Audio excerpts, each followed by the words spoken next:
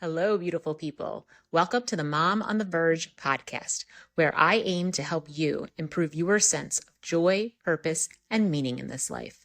We will talk about a lot of different ways we can do this, but ultimately, we'll be working toward finding our way back home to ourselves and remembering that even in the most challenging times, peace is only a breath away. I am your host, Katie Farinas, a mom, nurse, and yogi on a mission to improve mental health and build community in our world.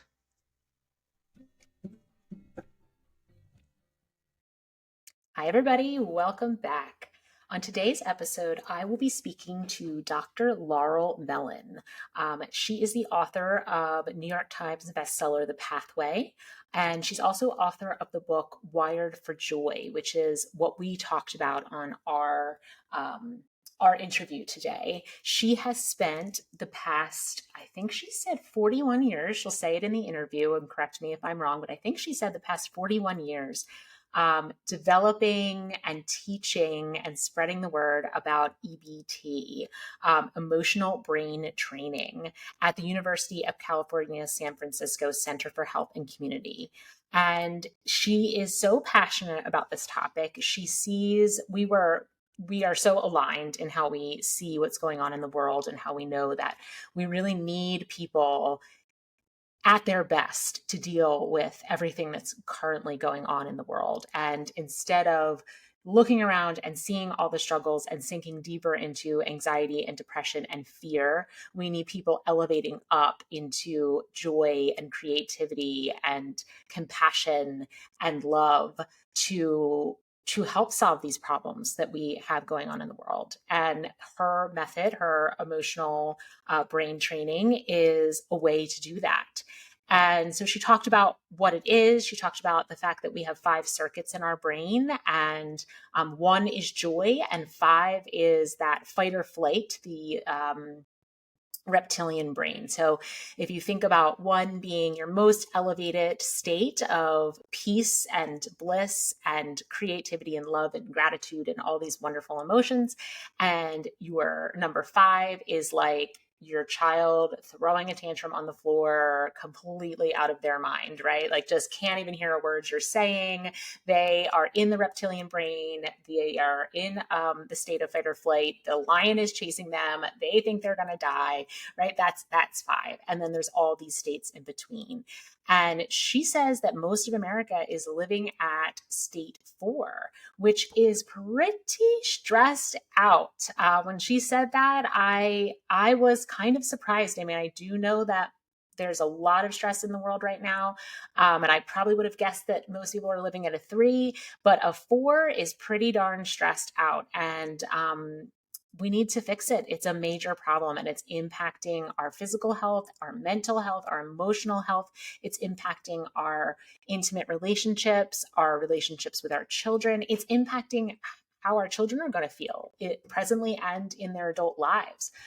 It's really something that we need to get a handle on. And this is a really effective way of doing it.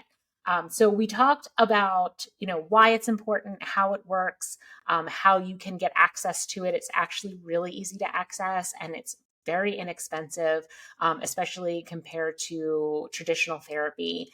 I myself, I'm going to download the app that she mentioned and start poking around with it and looking at all of her videos on her website.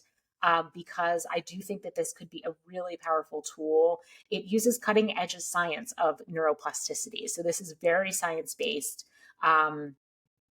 And she says that the absolute vast majority of our physical health problems are related to stress. And when you are in joy, you can't be in stress. So wiring your brain for joy, wiring your brain to pretty much rest in that state of joy is the answer to so many of our both mental and physical health problems.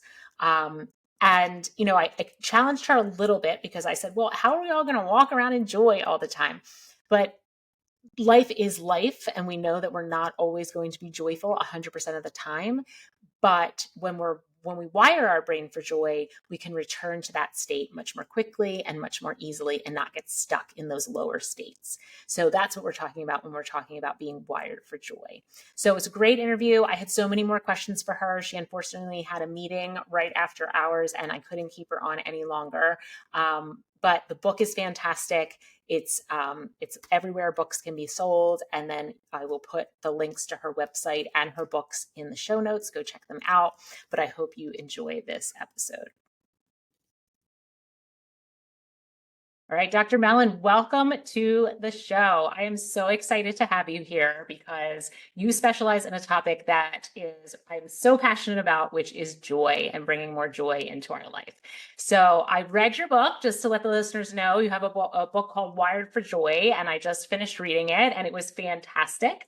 And I would love for you to share with the audience what you do and even how you came to this work, how your journey, your path that took you to specializing in joy.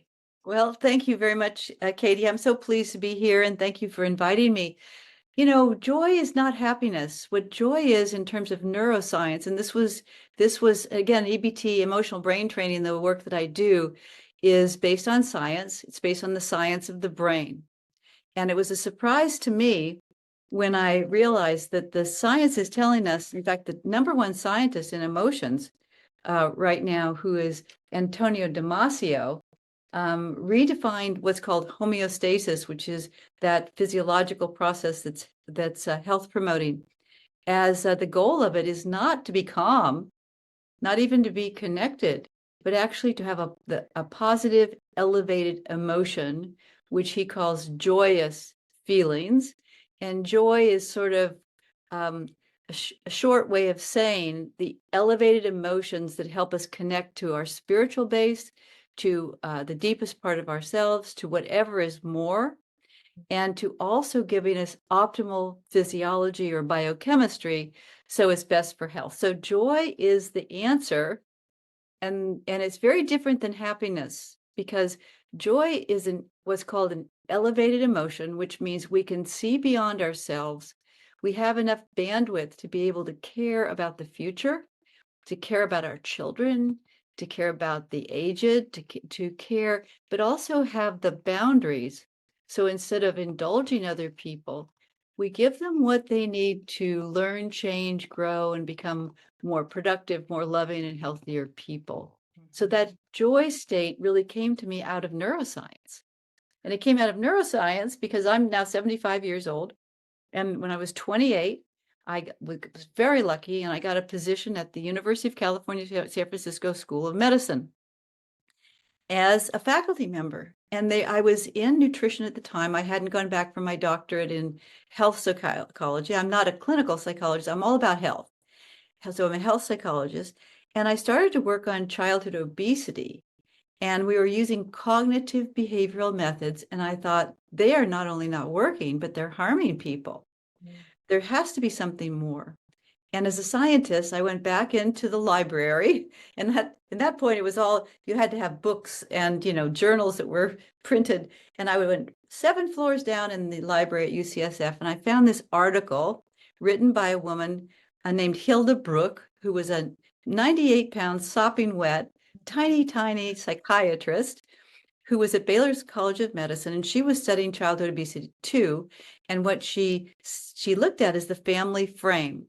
And this is a 1940 study, but she showed that the family frame was disconnected. The emotional connection between the parents and the child was broken. Either the parents were distancing or merging or indulging and being permissive or neglectful. But that connection that's so central to the functioning of a child was missing. And of course, in my youthful zeal, I said, not a problem. I'm going to teach skills of emotional connection. Well, lo and behold, obviously I was very, hopeful that it would work, but I didn't know that it not only worked, but it changed the brain in ways that I had no idea it would. And so one of the mothers came up to me because it was a family-based program at the time, and I'd added these skills into our cognitive behavioral program. And the mother said, my daughter has been obsessed by food. She steals food from the kitchen, hides it in her bedroom. All she can think about is food. She's 10 years old. And what did you do with these skills? She doesn't care about the food. She wants to go out and play. And also she said, I want what my daughter has because I am depressed, anxious, all the things that go along with it, and overeating. So at that moment, I knew that I'd be a really, really bad person if I didn't devote my career to that. And I did for the next 42 years. And it actually took, even though we continued to refine the skills, and of course move them to adults and move them from obesity to all health related problems, whether it's mental health or chronic diseases, and health promotion for optimal spirituality, optimal intimacy, optimal integrity, and all the higher values of life. But what happened was it took 40 years before, pardon me, it took 20 years before the neuroscience that would explain why that little girl began to have control, began to go inside herself instead of outside to food, was biochemically at her best. She felt safe and rewarded, why that was. And at that point, we just continued to develop EBT until it is the way it is now. More than 500,000 people have gone through it, but we're just on the precipice. The patient gave us $500,000 because she said everyone should have these skills. It's changed my life. It's changed my family life. It's changed my marriage. It's changed my weight. It's changed me. And so we moved our website, which is at ebt.org, into its $1 to get started with full professional support every day of the month for the first month.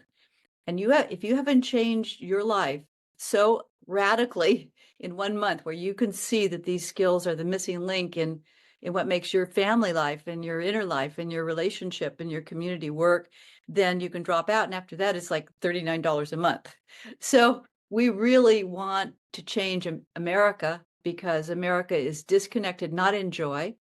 The opposite of stress is not relaxation, it's joy. If you can't get to that joy, that spiritual state of purpose, where you're just radiating love and compassion and gratitude, hope, forgiveness, and awe, in addition to joy, your health is going to be compromised. And so, particularly if you're a mother, if you're, you want to be at your best because you're sharing your brain is being downloaded into your kid's brain. Yeah. And so you want to get these skills. You just so much of what you said was a full, what I call a full body yes. My listeners will recognize that term, but it just means that it so resonated with me that all the hair on my whole body is standing up. Because it just is so much of what I believe and why I started this show and why I do what I do. Because it's just essential. It is the truth of life. What you just said there is the absolute truth of life. And it gets covered over, I think, a lot by stress, by bad things that happen to us, by us really not being connected to ourselves. The tagline of my show is coming back home to yourself, because I feel that so strongly that is the secret of life. The secret of life is to be connected to yourself and to find your safety and security within yourself, and that connection to something bigger than yourself. So that's amazing. I love everything you said. When you talked about joy in the beginning, the part I loved, the way you define joy in the book, is you also said it's different than happiness, but you said it usually comes along with opposite feelings. Like you may also feel sadness when you feel joy. And that's kind of like a hallmark of that joyous state. And I think that's so true. And it really helps define what joy is. And for people maybe who haven't experienced a lot of joy in their life or can't recognize the difference between joy and happiness, joy is different than happiness. And it often does come with the polar opposite emotion alongside of it, but that makes the joy even so much more profound. Would you agree with that? Exactly. So in terms of neuroscience of emotional brain training, we think about stress states as taking you to a false high. Oh, everything's fine when it's not. It's disconnected. To no feelings, numbness, or to a low, like depressed or anxious or hostile. These are all emotional stress styles. but all of them are the same in that they're disconnected. So you can be happy in those states, but the difference between those stress states and the joy state, which is optimal again for health, happiness, everything, is that it's based in reality. You know, our genes, and this is a scientific program, evolved to help us survive and thrive and be able to give back. Mhm. And in order to do that, we are not optimally rewarded by eating ice cream. We're not optimally by rewarded by having a second drink. We're not optimally rewarded by buying things we don't need. Not that we can't do any of those things, it's fine. Mhm. But joy is different in that it's grounded in reality.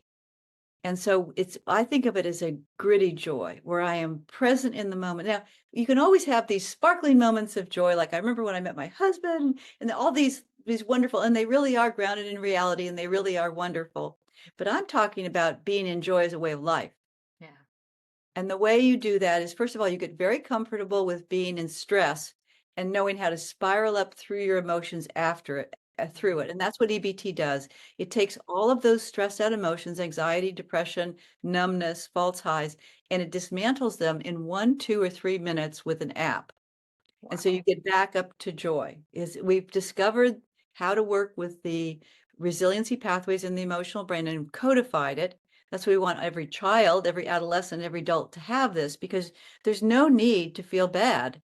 If you understand the EBT tools and use them on our app, and you come in and you learn it with a provider, because it's a connection. There's a free drop-in telephone groups where you can actually have someone teach you how to Mhm. do this, lovingly teach you how to do it on your app and then continue with it. But the idea is that when you're in joy, you're grounded in reality. You understand the essential pains of life, that the buck stops with us. No one's going to rescue us from our problems, that we aren't perfect and we don't have to be, that we have power, but we're not in complete control, that some people will reject us, that doing the right thing takes hard work, that we have to be able to receive from the goodness of life and we have to be able to give. These are basic rules of being able to live in this world. And when we face those, it's a little sobering. It brings us down so that we're on our feet, we're connected to the ground, and then we can make really good decisions about how to use each moment of our day because we're not on a false high. Yes, it's so true. And because in a false high, you can't do what you talk about in the book when you're truly in joy, which is have a greater view of what's going on and a greater view of reality and a greater view of what is possible and a greater view of what you can do. That false high, I think, shuts you off to that, where the true joy, that optimal state, allows you to perform in your life in the way that you want to show up, in the way that you feel is your best and most authentic self. Katie, what you're bringing up is really important. So I'm just going to pause for a moment and see if I can put words to this. Um, we have the illusion because we're a society based on the neocortex, the thinking brain, as if knowing and then doing based on that knowledge is going to help us, going to be optimal. That we are a disconnected person that has to make personal decisions about what we are going to do to control our money, our home, our children, our family. And that is an illusion because actually biologically the dominant brain is not the neocortex, it is the emotional brain. And that emotional brain has no walls. So whether we want that to be the truth or not, the reality is we are always needing to take in consideration the needs of others. We are connected to not only the spiritual within us, but also outside of us, our family, our friends, and the universe. Mhm. When we're in joy, all of that information about how to integrate the needs of others with our own without losing our own power, control, and health instantly gets delivered to our brain. And we make really loving, responsive, wise choices. If we disconnect from our emotions, and most of us are disconnected from our emotions because the speed of change, the information overload, the violence, and Mhm. the challenges within our community to be so divisive, what happens is it's just too much. And so we think our way through it. We ignore our negative emotions. And so we basically are playing with about 2/3 of a deck. If you want to play with the whole deck and have your children learn how to do that, you need the skills to take those toxic emotions, those shutdown emotions, those kind of mediocre emotions, feeling kind of anxious, kind of upset, kind of whatever, Mhm. and essentially switch off the circuit that's making you feel mediocre and unmotivated and kind of down, and move it to a circuit that is making you a bright, shining, loving person in this world. Anything less than that is going to come back to bite you. And particularly if you're a mother or a father. The reason is our children, we look at our kids, like I had 4 children, one of them passed away, and I raised 3 children, and they're now grown. But I what's important to know if you're raising children is they are not going to really become what's in your thinking brain. They become what's in your emotional brain. And all of us have typically 4 circuits in our emotional brain that causes problems. Typically, there's a mood we get stuck in. Typically, there's a relationship pattern. Maybe we're distancing, maybe we're merging, maybe we're people pleasing, whatever. There's typically a habit that we have that gets in our way. And then either work can be stressful, or if we're not at peace with our body, that circuit. And so when you come into EBT, first thing you do is use the app, drop into these free sessions, and start learning how to spiral up to joy. And after about 2 to 4 weeks of that, and you're watching videos all the time, so you learn how to do it, and then you get to do it with these telephone groups. So you just drop in, it's anonymous, and you get to learn you listen to other people feeling really stressed, and they get up to this bright, shiny joy, and then you catch their joy, so you learn too. And then you rewire the big 4 circuits. When you rewire, you choose a mood, a relationship pattern, a habit, then either a work stress or a body judgment, because both of those, you choose 4. And when you rewire these circuits, they're gone. I mean, they're literally gone, so that you don't have the drive to overeat, so that you don't get instantly anxious, so that when you're around other people, you don't feel like you have to please them all the time or put up walls or whatever that habit is, drinking, spending, whatever the stuff that all of us do. All of us have these circuits because we've been stressed. And so the brain produces them. You clear them away. What happens is huge change in your brain. So instead of your brain being in the habit of stress, it's in the habit of joy. And then you finish off the program so that all 7 of the elevated emotions, which again are love, compassion, gratitude, hope, forgiveness, awe, and joy, are just in your brain. I mean, they're wired in your brain, and so are the uh, the rewards of higher purpose, like sanctuary, authenticity, vibrancy, integrity, intimacy, spirituality, and freedom. So what happens is you cleanse your brain. So if you've had trauma, if you've had misfortune, if you've had too many health problems, too many relatives who need too much from you, children with difficulties, difficult marriages. If you're in a difficult marriage, if that's not an abusive marriage, stay in it. Use EBT. Once you start using EBT, you will change how you respond to that person. And more times than not, the old game is off and that person responds to you. So it really is something that is life changing. It really sounds, I mean, it sounds amazing. And I do not have the app. I've only read the book, but now I have to get the app and try this out because it really does sound amazing. And, you know, you talked about how our emotional brain is like our really what drives everything, even though we would prefer it to be our thinking brain. And what I have learned over the years is that even when we try to ignore our emotions, we try to pretend like they're not there, try to shut them down, they're still impacting our thoughts. And then our thoughts are impacting our behaviors. And then our behaviors are impacting how our life, our entire life, our relationships, our work, our children, everything. So getting at the core of it is getting at the core of your emotions and being able to identify them, recognize them, and deal with them, really is what you're talking about, dealing with them instead of trying to just put them away in a little box and pretend like they're not there. Well, Katie, one of the big things that people say to me when I've been talking about EBT for a long time, and there's so many different ways of thinking about it. But one of the biggest joys of the method is that the use of emotions in EBT is not psychological. It's biological and biochemical. So let me give you that idea, okay? So essentially, in your emotional brain, you have something called an amygdala. The amygdala is everything because that amygdala stores all of your life experiences as circuits.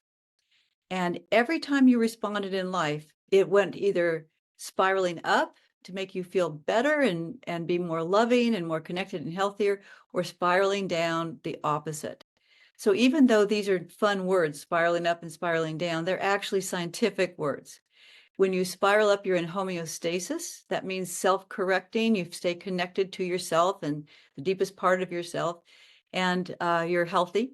Or if you spiral down, you're in something called allostasis, which is a chemical state that causes all mental health problems, chronic diseases, relationship issues, childhood issues, essentially biochemistry, everything. So you begin to say, I've got two kinds of circuits in my brain, the spiral up circuits and the spiral down circuits. Everybody has some of each. And whenever you feel bad, you use EBT in a structured way. I mean, it's a program. You have to go to a group where you go with a EBT provider who are health professionals who also use the method. You can't teach these skills unless you've gone through the program yourself. And they teach you and 7 other people in your telephone group, so it's very anonymous, how to work with the tools. And then you work together to what you help each other rewire this circuit. So what happens is you help each other essentially rewire these circuits. So think of yourself, the wonderful thing about circuits, because they are circuits, they are emotional circuits. You cannot cognate your way out of it. Mindfulness, cognitive behavioral, insight, planning, deciding, and analysis are all thinking brain ways of coping. So when you're using your thinking brain, it works great when you're in low stress. But when one of these spiral down circuits is activated, the thinking brain goes offline and you just do whatever that circuit tells you to do. So the benefit of EBT is you will never judge yourself again, because not until the development at the University of California, San Francisco of emotional brain training was there a way to switch off, use emotions to switch off these circuits that are causing us to overeat, overdrink, overanalyze, distance in relationship, be crabby, whatever that is.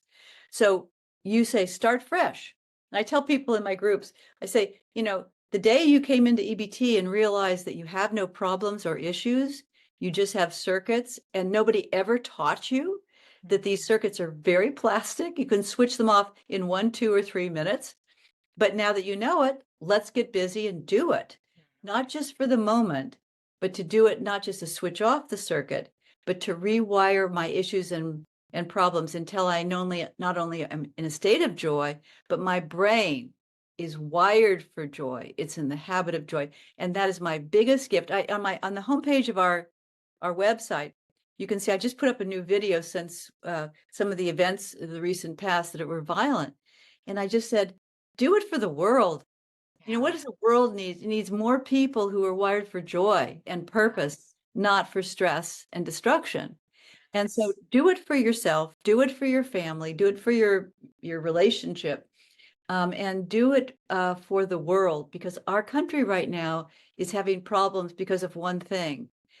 Nobody has the skills. Very few, only about 500,000 people have the skills to switch off those circuits that make us all do things that we regret. There may be little things like sending off that email or, lashing out at our child, or it doesn't matter whether it's small or large. It matters that if you're doing something that you say, I wish I wouldn't do it, you can stop doing it.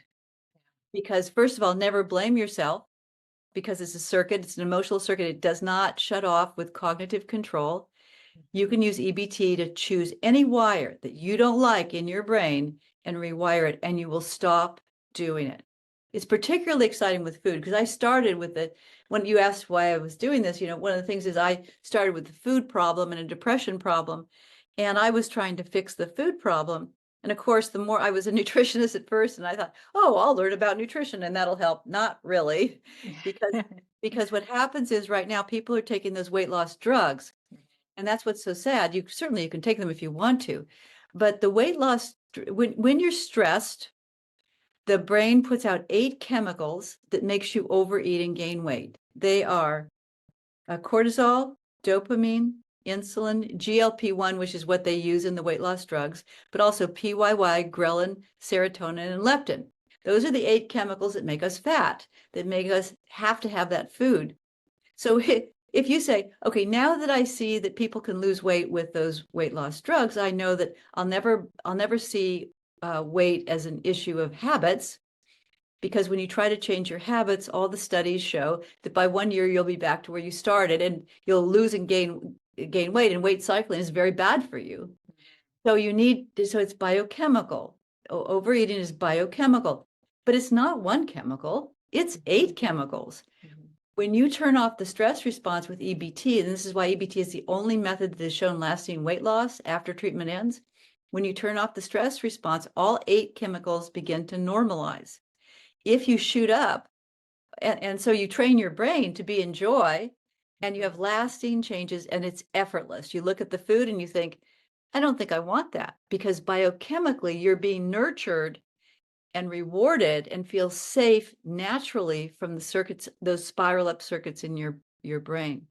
Whereas if you go on the medication, you're just pushing the ball down the road, because sooner or later you're going to have to come to terms with it, and you're getting one chemical. The reason people are feeling so saggy and they don't have any joy, the medication makes you starve, so you don't have any joy.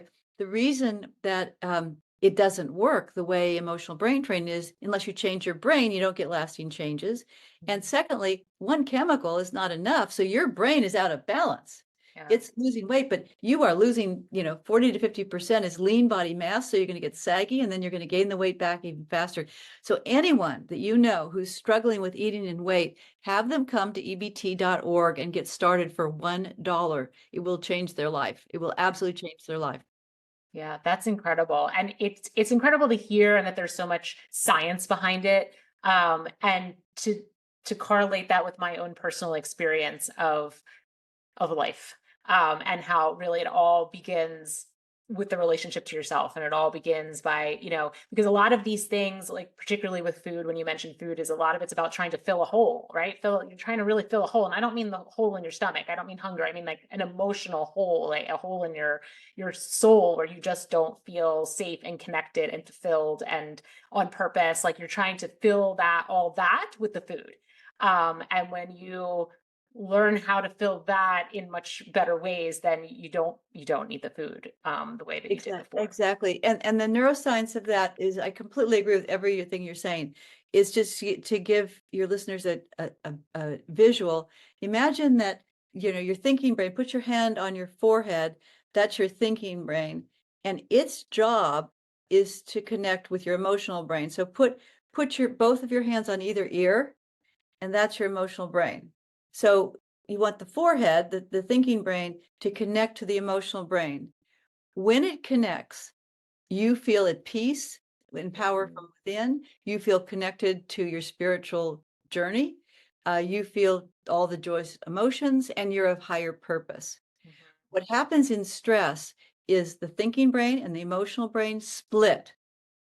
So the thinking brain, because of the stress chemicals, cannot function well enough to connect with the gnarly emotions that are being spouted off in the emotional brain when one of those spiral down circuits is activated. So you are disconnected, and you feel lost, you feel abandoned, you feel empty, you feel hopeless, and you do not feel connected to the deepest part of yourself and your emotional and spiritual core. And of course, what are we going to do? But we've got to have safety and some kind of feeling of reward. So what we do is we use excesses.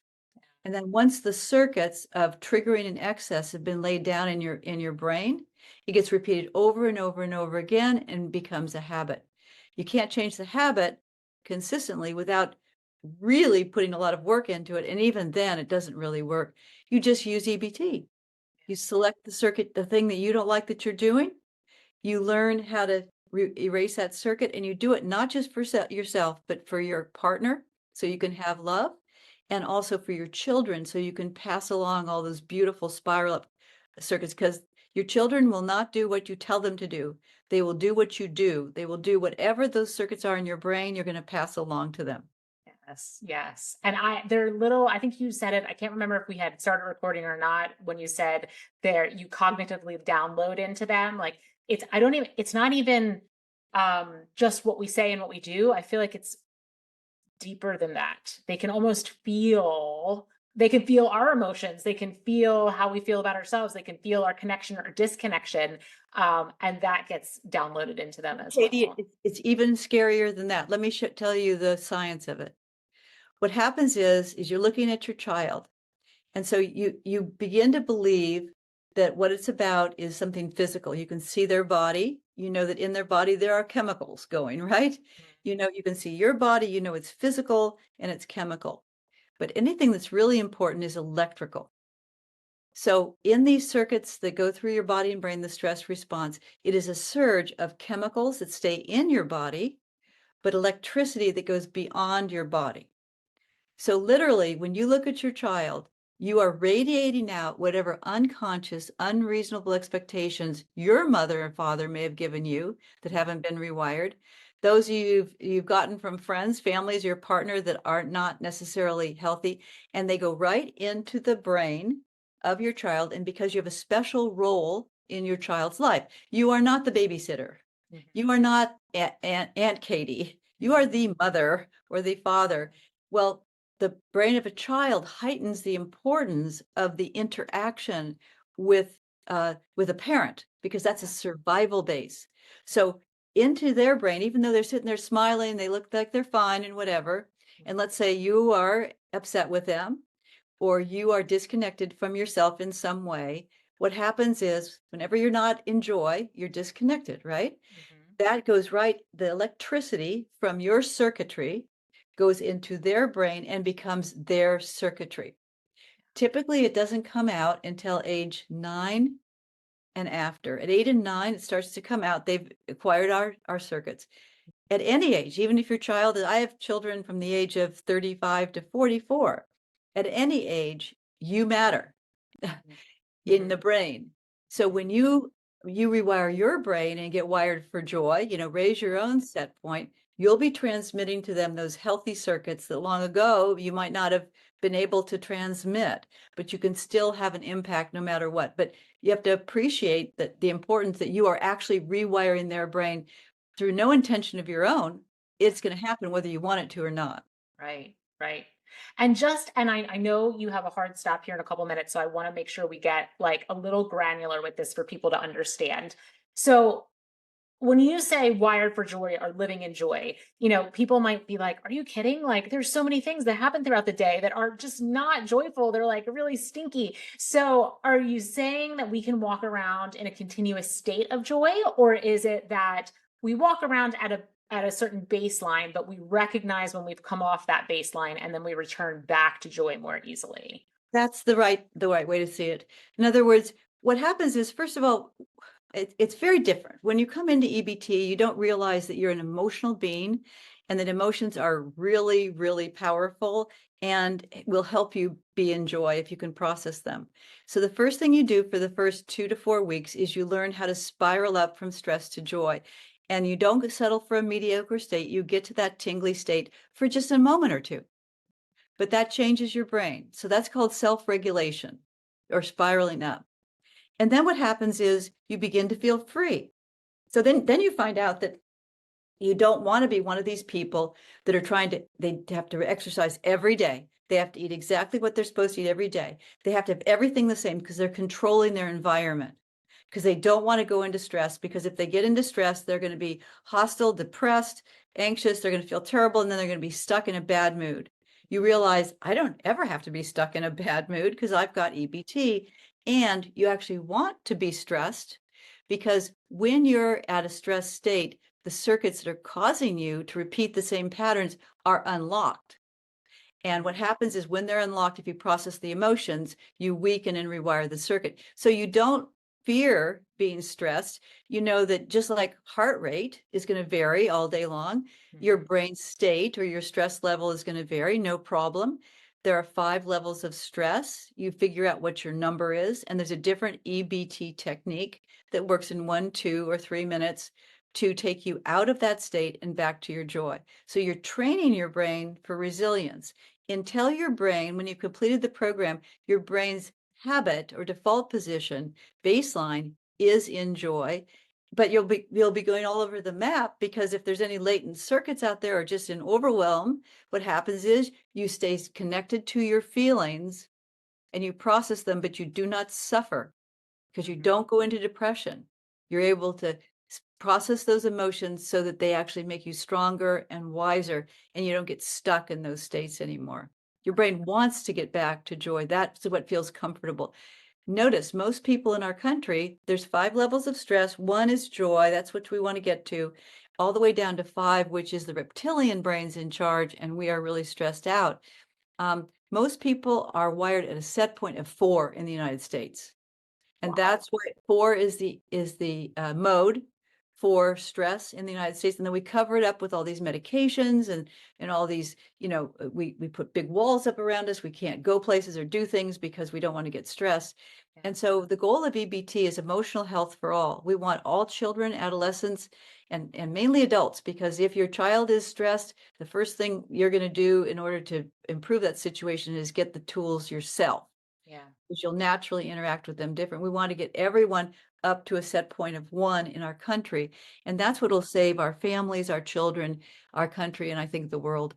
I really do believe that it is a big reason behind why I started this podcast because as we were talking offline, how I saw the stress explosion that was always there, but I think people were hiding it better until the pandemic came. And then I was like, whoa, this is a big problem. This is a massive problem in our country. And we can't solve the world's problems from this place because we don't have insight from this place. We don't have wisdom from this place. We don't have creativity from this place. It's just we're so stuck in it. And so this is amazing that this is out there for people and that it is so fast. I mean, what you're describing is is incredibly fast to do what you're saying it does. Do you know what I mean? People are stuck in these circuits for a lifetime, Right. and in very short periods of time, we're breaking those circuits and bringing people up to this level of joy. That's right. And there's the time is of the essence, because the more our society is wired for stress, the more we create problems. The amount of medication we're taking right now, almost all of it is preventable. Not all of it. If I want to take a medicine, I will take a medicine. But the natural medicine, when you're in joy, prevents a lot of health problems. And we find that most people within a year or two of starting an EBT practice, where you have to get into a group, you have to go Mhm. once a week for an hour, and you listen to other people. Your provider knows that you go through a program where you learn how to, in a very organized way, rewire your brain for joy. It's really fun, and you have other people Mhm. to work with. But the issue is, if the more that we're in a set point at 4, what happens is we have medications and we have side effects of the medications. Look at what's happening with weight loss. Weight loss is really easy when you rewire your brain. It is joyful to release weight. And you don't know me very well, but I will tell you something, that I'm not a happy, happy, happy person. I'm a person who's very serious about what I'm doing, and I'm very realistic about the suffering that goes on in the world. But the reality is, the overeating that's going on now is stress induced. We have wires that make us do it, make us judge our body, make us overeat, make us get into stuck emotional states for no reason. You rewire the brain, and if you go to our website at ebt.org, look at the videos, and you will see a woman who says, I had overeating since I was 8 years old. I rewired the circuit, and it doesn't even occur to me to use food when I'm stressed anymore. Food is just food. And so what we're after is more than weight loss. It's freedom from all that inner Mhm. conflict. Yes, yes, freedom. 100%. It's freedom. Yeah, that you hit the nail right on the head with that. And I think that is a perfect place to end because I know that you have something you need to get to. So thank you again so much for being here. I could pick your brain for another full hour, but we'll put all those resources that you mentioned in the show notes, and then people can find you and find EBT and get working. Thank you, Katie. I love what you're doing. Glad to be Thank part of you. it. Thank you. Hi, everyone. Well, I'm recording this outro way past this interview. When I did this interview, I recorded this several months ago, but I had to go back and re-listen to it so that I could write my newsletter for you guys and do this outro. And I love this conversation even more the second time because of so many things that have happened kind of in my own life between when we had this conversation and now. This EBT method, I think, is amazing.